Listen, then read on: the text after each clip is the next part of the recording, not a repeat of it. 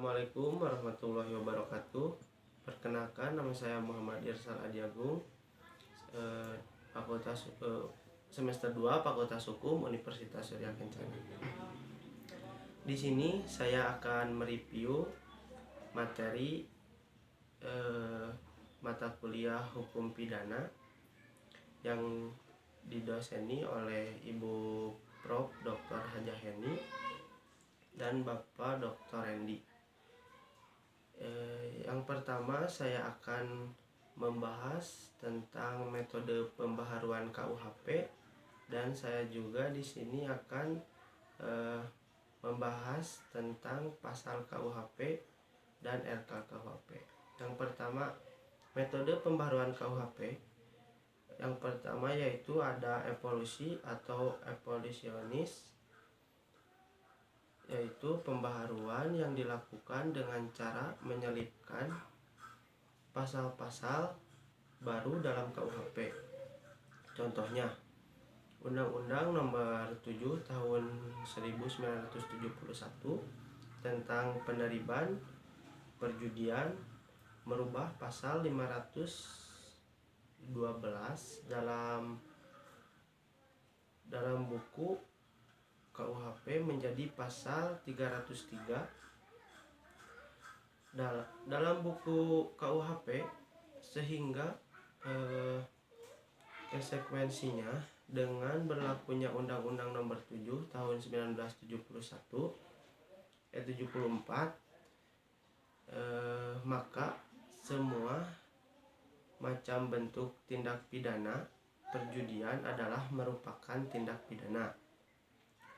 Yang kedua yaitu ada kompromis, yaitu pembaharuan yang dilakukan dengan cara menyelipkan bab baru dalam KUHP.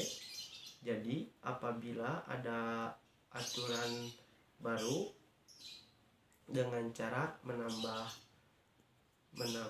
menyelipkan saja. Misalnya Undang-Undang Nomor 4 Tahun 1976 tentang sarana dan prasarana penerbangan melalui undang-undang ini menambah bab baru. Yang ketiga yaitu ada global. Pembaharuan hukum pidana yang dilakukan secara keseluruhan, baik hukum pidana material maupun hukum pidana formal. Mungkin yang bisa saya review segitu saja. Yang kedua yaitu ada pasal KUHP dan RKKUHP. Pasal 10 KUHP pidana pokok yaitu ada 5. Yang pertama pidana mati, yang kedua pidana penjara, yang ketiga ada pidana kurungan, yang keempat pidana denda, dan yang kelima pidana tutupan. Terus pidana tambahannya ada 3. Yang pertama yaitu pencabutan hak-hak tertentu, yang kedua perampasan barang-barang tertentu, yang ketiga pengumuman putusan hakim. RKKUHP pasal 66, yang pertama pidana pokok terdiri atas 5. Yang pertama pidana penjara, yang kedua ada pidana tutupan, yang ketiga ada pidana pengawasan, keempat ada pidana denda, dan yang kelima ada pidana kerja sosial. Yang kedua yaitu urutan pidana sebagaimana dimaksud pada ayat 1 menentukan berat ringannya pidana. Pasal 67, pidana mati merupakan pidana pokok yang bersifat khusus dan selalu diancamkan secara alternatif. Pasal 89, pidana mati secara alternatif dijatuhkan sebagai upaya terakhir untuk mengayomi masyarakat. Terus komentar saya mengenai KUHP dan RKKUHP, menurut saya pidana dasarnya pidana mati harus dihapuskan sesuai dengan perkembangan bahwa dua atau tiga negara di dunia sudah menghapuskan hukuman mati.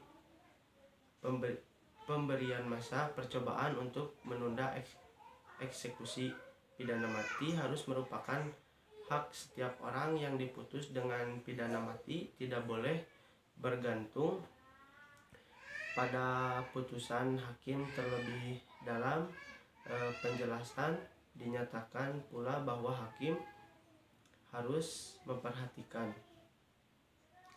keterangannya, yaitu pidana mati dalam RUU KUHP diatur sebagai pidana yang bersifat khusus dan selalu diancamkan secara alternatif dengan jenis pidana lainnya, yakni pidana penjara seumur hidup atau pidana penjara paling lama 20 tahun. Namun pengaturan atau penyebutan pidana mati sebagai pidana yang bersifat khusus juga kurang argumentatif karena tidak jauh berbeda. Mungkin cukup sekian penjelasan dari saya. Mohon maaf bila ada kekurangan.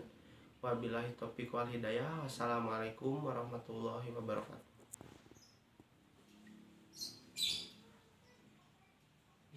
Pasal ayat